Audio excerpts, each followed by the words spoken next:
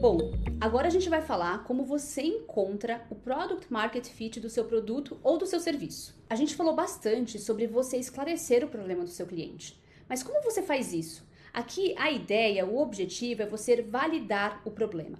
Como que a gente chega nessa etapa do problema validado? Como você alcança a segurança de saber que você tem um produto que atende um problema que de fato existe no mercado? A gente começa, a forma mais fácil de começar é tentando estabelecer hipóteses de problemas. Provavelmente, no começo do desenvolvimento de um produto ou serviço, você não vai ter claro ainda quais são os seus problemas que você vai resolver. E isso vai te levar a algumas hipóteses. Pode ser que o problema que eu resolvo é a demora na fila do banco. Mas também, um outro problema existente é atendimento para um público de terceira idade. Tá vendo que eu tenho dois problemas aqui? Que podem ser dois problemas em paralelo, mas também pode ser que eu queira priorizar um desses dois. Então é isso que a gente chama de hipóteses de problemas. Então crie hoje com você quais são as hipóteses de problemas que você quer resolver com o seu produto. Uma vez que você definiu as hipóteses, idealmente você deveria chegar em um único problema. No máximo 2 ou 3, mas pense qual é aquele maior problema que o seu produto vai resolver. E uma vez com a dor, o problema claro, a ideia é que a gente tente entender qual que é a causa, qual que é a raiz desse problema, para também entender a intensidade dessa dor. E por que isso é importante? Quando a gente for falar de proposta de valor e quando a gente for definir, priorizar características do nosso produto ou solução, a intensidade da dor vai fazer com que a gente consiga priorizar. Porque nunca um produto vai ter uma função só. Geralmente você vai ter mais de uma função, você vai ter mais de uma linha de produto. Então a ideia é que você tenha a intensidade das dores para que você consiga priorizar as suas soluções. Então essa é a parte do problema. Uma vez que a gente tem um problema validado, ou seja, todo esse processo que a gente fez aqui é um processo de validação de problema, a ideia agora é partir para a validação da solução. E como a gente faz isso? Uma vez com um problema claro, a gente precisa entender quais são as possíveis soluções que a gente vai colocar no mercado para resolver esse problema.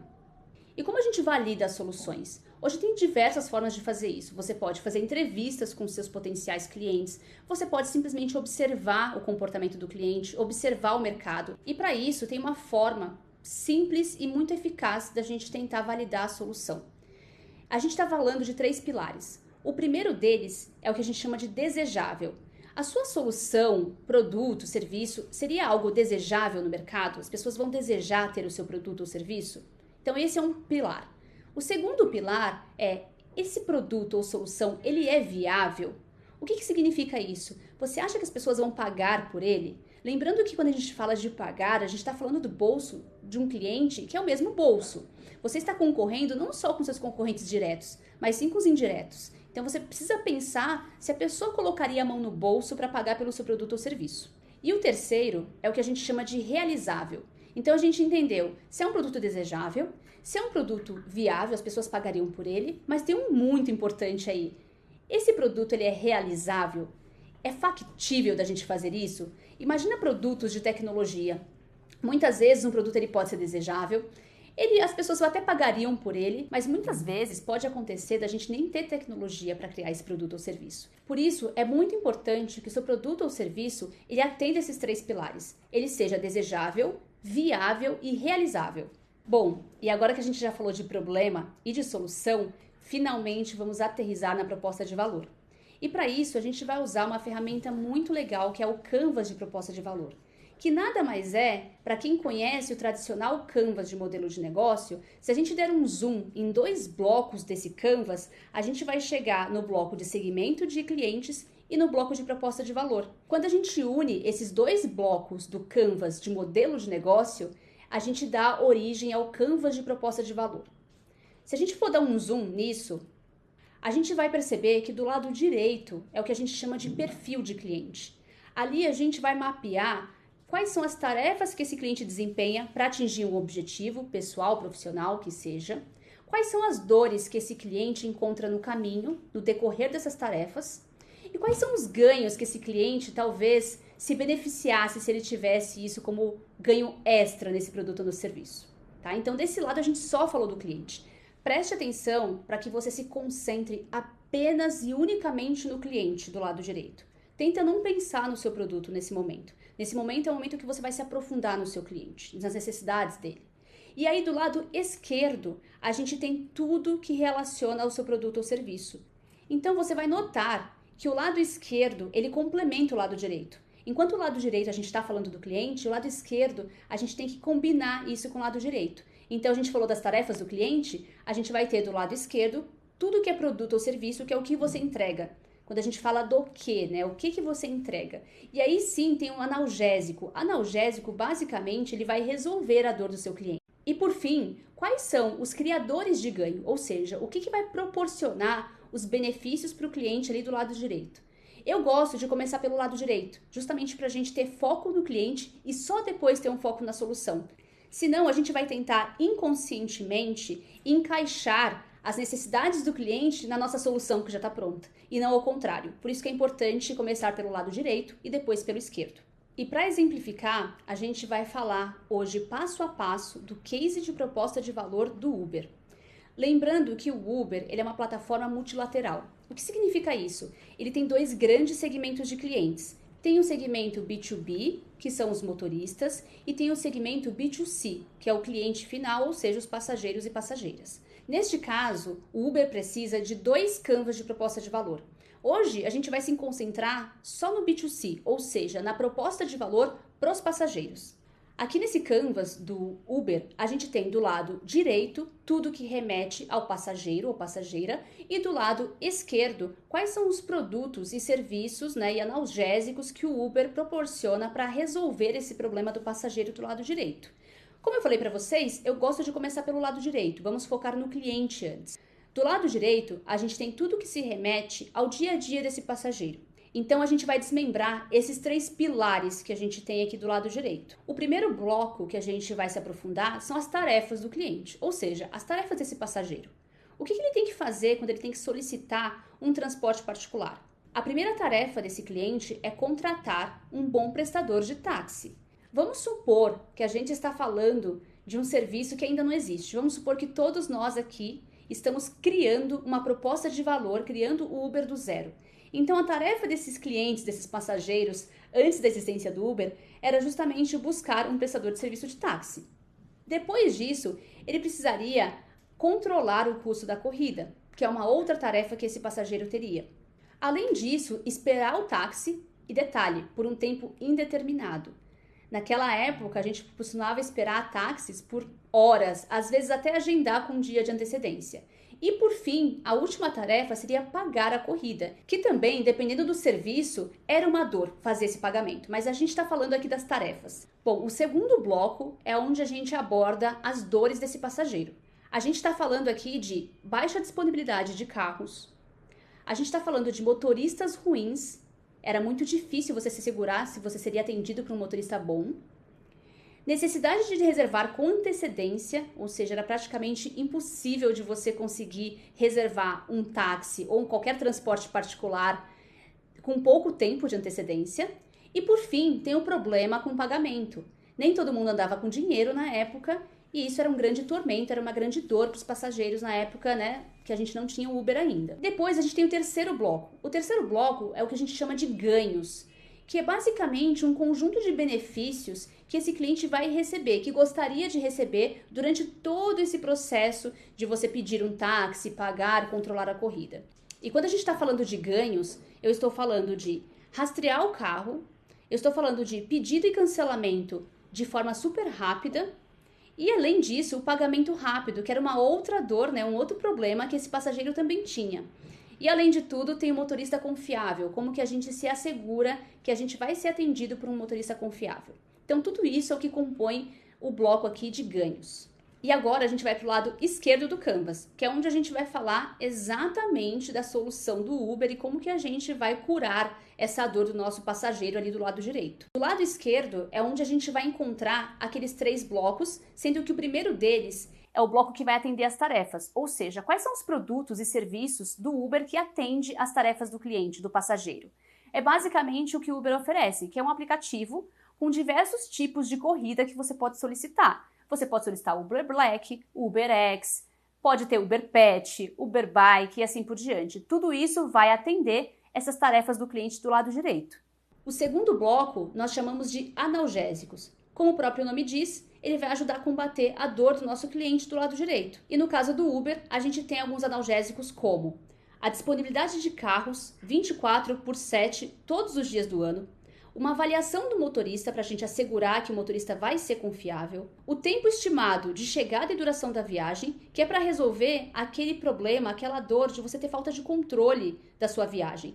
E por fim, uma automação de pagamentos, ou seja, você não precisa necessariamente andar com dinheiro o tempo inteiro. E neste bloco, a gente observa os criadores de ganho, que é onde o Uber vai criar meios de trazer os benefícios para esse passageiro. Um dos benefícios é navegar pelo trajeto do mapa. Isso faz com que o passageiro tenha mais controle da sua viagem. A gente também tem a possibilidade de acompanhar todos os detalhes de uma viagem numa única plataforma. Além disso, o pagamento automático com cartão de crédito faz com que você tenha o benefício de não necessariamente nem carregar o seu cartão de crédito, uma vez que ele está cadastrado na plataforma. E por fim, a gente tem o sistema de avaliações. Bom, viu como a gente falou primeiro das dores e das tarefas do cliente para depois falar da solução? E agora quando a gente olha o Canvas por completo, a gente entende que tudo faz mais sentido. E uma vez definida e esclarecida a sua proposta de valor, é hora da gente entender um pouco mais sobre o mercado. Ou seja, a gente precisa entender se existe um mercado para o nosso produto e solução. Isso vai ser feito em 3 etapas. A primeira delas é entender qual que é o segmento do nosso cliente e do nosso mercado. Depois, a gente vai calcular o tamanho desse mercado. E por fim, a gente vai validar a nossa proposta de valor neste mercado. E para definir o seu segmento de clientes e o seu mercado, a gente tem uma ferramenta chamada Lean Canvas. A Lean Canvas, ele é como se fosse o Canvas de modelo de negócio de uma forma um pouco mais resumida, um pouco mais simples e muito utilizada hoje no mundo das startups. E como você pode perceber aqui, o Lean Canvas, a estrutura dele é bem parecida com o Canvas de modelo de negócio, mas com uma linguagem mais fácil, uma linguagem que se encaixa mais no que a gente está falando. Então aqui, o primeiro bloco que a gente vê, ele é o bloco de problema e assim por diante. Se a gente dividisse o Lean Canvas ao meio, você vai perceber que o lado esquerdo, ele é um lado focado em produto e o lado direito são todos os blocos relacionados a mercado. Do lado esquerdo, você vai ver que tem problema, solução, métricas, custos, tudo isso é relacionado ao produto. E do lado direito, a gente tem segmento de cliente, canais, vantagem justa e fonte de receita, que é tudo ligado ao mercado. Então não é coincidência, ele é realmente um canvas para facilitar esse encontro entre produto e mercado, que significa Product Market Fit. E como vocês podem ver, tem um bloco que fica exatamente no meio, que é o bloco de proposta de valor, que é esse bloco que ele vai unir o produto e o mercado. Então perceba que tudo começa a se combinar agora, tudo faz sentido, a proposta de valor, o produto e o mercado. E falando em mercado, agora é o momento que a gente vai parar para calcular o tamanho do nosso mercado. Isso é algo que vai ajudar bastante quando você for fazer até um plano de mídia de marketing. Você precisa saber quantas pessoas você precisa atingir com o seu plano de mídia, com a sua estratégia de comunicação. Então aqui a gente tem uma ferramenta que é conhecida pelo nome de Tan, San e Som. A gente vai falar um pouquinho dela agora. O Tan, San, Som é uma ferramenta que ela vai ajudar a dimensionar o tamanho do mercado. Só que a gente divide esse tamanho do mercado em 3 etapas. A primeira etapa, que é essa etapa em laranja, é o que a gente chama de TAM. Significa o Total Addressable Market, em inglês, que significa o mercado total para o seu produto. Então vamos supor que eu esteja falando de sabão em pó. Talvez o mercado total para o meu produto aqui seja todas as casas do Brasil, ou o tamanho da população brasileira. Sim, vai ser um número muito grande, mas esse é o mercado total do seu produto. Todo mundo que poderia, de fato, usar o seu produto em algum momento. Depois, na segunda parte, é o que a gente chama de SAM. O SAM, ele é o Serviceable Available Market, que em português significa o mercado possível de capturar com base no seu modelo de negócio. No caso do sabão em pó, não são todas as casas do Brasil, mas sim as casas onde lava-se roupas. Então, talvez esse número até seja um pouco parecido com o SAM, mas ele é um mercado intermediário. Se você tem uma ambição para o seu negócio, talvez seja esse o mercado total que você vai colocar como objetivo final. E por fim, a gente tem ali no meio o que a gente chama de SOM. O que é o SOM? Ele é o Serviceable Obtainable Market, Ou seja, ele é um percentual do mercado disponível realisticamente capturável.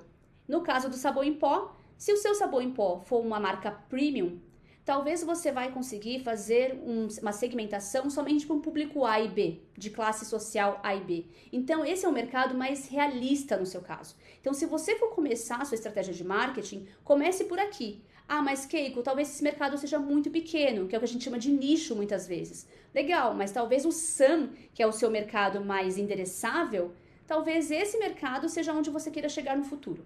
E se você atingir o TAM, significa que você está atingindo a população total que poderia consumir o seu produto. E isso significa sucesso na certa. Mas não se preocupe, porque o SAM já é muito suficiente. E agora é a hora da gente validar o nosso produto e a nossa proposta de valor. Para isso, a gente vai utilizar uma ferramenta que a gente chama de MVP. O MVP nada mais é do que um produto teste no mercado para que você possa validar a entrega da sua proposta de valor. A definição de MVP é o que a gente chama de produto mínimo viável. Ele é uma versão do seu produto que vai permitir que você teste a sua entrega de valor. E através dele você vai coletar o máximo de aprendizado validado com os seus clientes, só que com mínimo esforço. Isso significa que o seu MVP não pode ser uma versão ruim do seu produto, porque senão você vai estar testando no mercado a sua proposta de valor de uma forma que ela não vai entregar tudo o que você gostaria. Então, MVP não é algo ruim, mas sim algo simples, e é algo onde você vai ter que priorizar o que você quer entregar. Lembra que a gente falou da intensidade da dor? Exatamente isso. Quando você for criar um MVP no mercado, tente começar pelas dores de maior intensidade. E aí depois você vai testando as outras funcionalidades do seu produto. Um exemplo que eu gosto de usar para ilustrar o conceito de MVP e o que deveria ser um MVP é esse que está na tela aqui pra gente. É como se a gente tivesse que construir um MVP para um carro. Isso não significa que o MVP do carro poderia ser apenas o chassi dele, ou sei lá, somente as rodas. Por quê? Eu não estou entregando o valor que esse carro de fato deveria entregar para o cliente. Então faz muito mais sentido se a gente trouxer um MVP que cumpra minimamente o objetivo, que é se locomover. Poderia ser um skate, um patinete, uma bicicleta ou até uma motocicleta. Qual que é a grande similaridade entre esses produtos? Todos eles fazem com que a gente se locomova. Isso sim seria de fato um MVP. Existem vários tipos de MVP e com certeza você vai encontrar vários deles disponíveis na internet. Eu trouxe aqui pra gente 5 deles que são os mais conhecidos e talvez os mais comuns de serem implementados. A gente tem o Landing Page Test, que nada mais é do que uma página teste para você capturar o interesse dos clientes no seu produto. Aqui é importante ter sua proposta de valor super clara.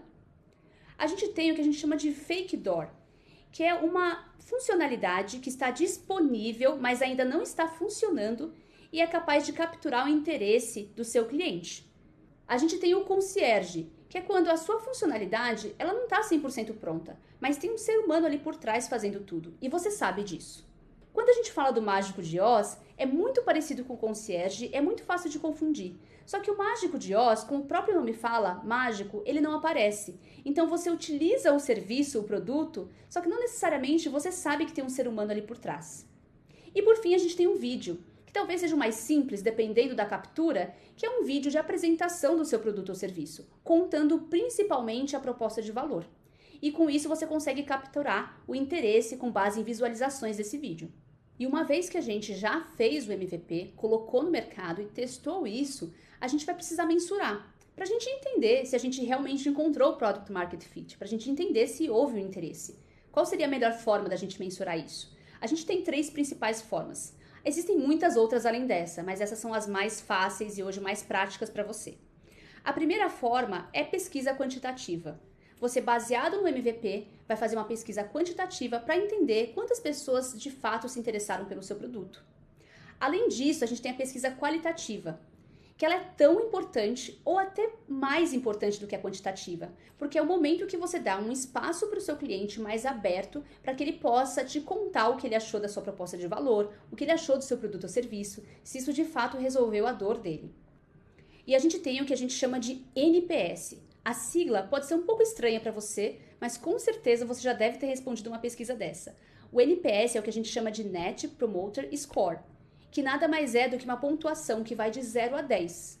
Essa pontuação de 0 a 10 significa que clientes que derem uma nota de recomendação do seu produto ou serviço de 1 a 6, significa que essa pessoa ela é uma detratora da sua marca. Ou seja, ela não vai falar bem da sua marca porque provavelmente ela não teve uma experiência boa.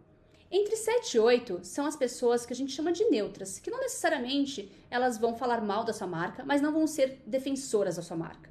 E quando a gente fala de 9 e 10, realmente é o que a gente chama de promotoras. São as pessoas que vão falar muito bem da sua marca, que é como se essa pessoa estivesse quase vendendo o seu produto ou serviço para outros amigos. Além disso, a gente tem uma outra série de métricas que vai ajudar a reforçar essa validação da proposta de valor. São métricas que podem ter relação ou não com o seu negócio. Por isso é importante entender qual é a métrica que encaixa melhor com o seu modelo de negócio.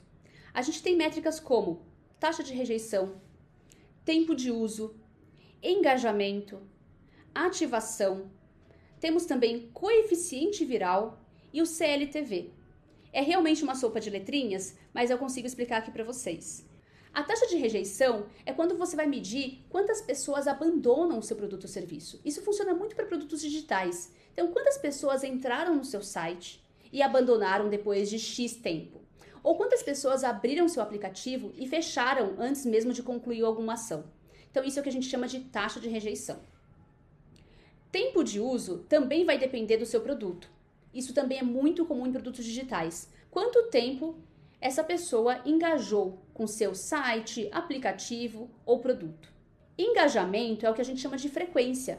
Quantas vezes a pessoa utilizou o seu produto ou serviço? Para alguns produtos e serviços, frequência é crucial. Por exemplo, um aplicativo de banco.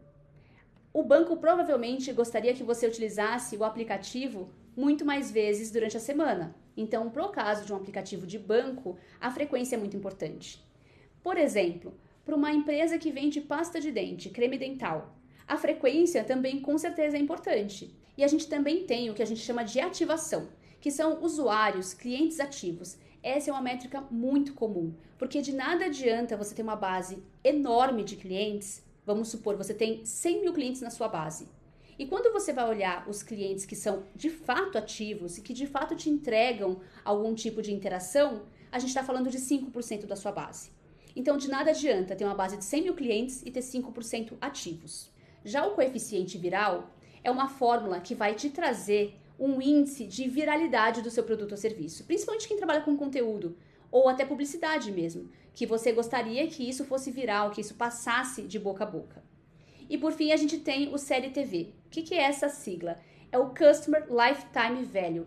É o valor desse cliente na sua base. Quanto tempo esse cliente vai ficar fiel ao seu produto ou serviço? Quanto tempo ele vai utilizar o seu produto ou serviço? Ele vai ficar por 1 ano na sua base? Ele vai ficar por 5 anos? Ou talvez por 10 anos? É isso que a gente chama de valor de tempo de vida, que é o CLTV. Por isso que é muito importante que, além de ter uma proposta de valor, a gente consiga testar essa proposta no mercado, com os nossos clientes, de forma fácil, rápida, com o MVP, mas também que a gente consiga mensurar isso, para que a gente possa entender o quão perto a gente está de atingir o Market Fit.